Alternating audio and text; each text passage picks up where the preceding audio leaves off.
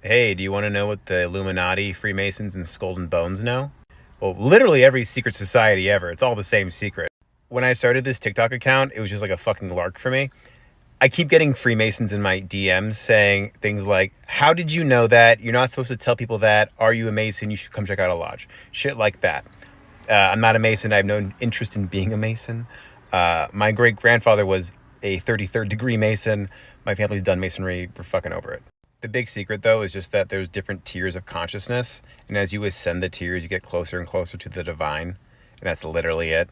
It's because we're all just like fractals of God. But when you start at one and you fractal it out, tiers above us as humans are still divine. They're more divine than us, but they're less divine than like God the Father, right? That's the big fucking secret, the mystery, so to speak. So what the Illuminati and the Skull and Bones and Freemasons, what they do is they use a set of initiations in order to induce higher brain states in people. The way they go about doing this, I'm assuming, is they use metaphors or symbols that are tied to the universe in like very intrinsic ways. And then they educate their initiates in like essentially like philosophical thought and have them think very specific thoughts.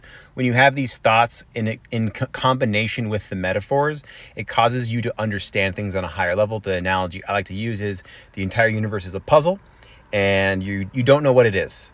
All you know about this puzzle is that it's fucking huge and you've got a bunch of pieces. So you start putting them down, and eventually you put down one piece.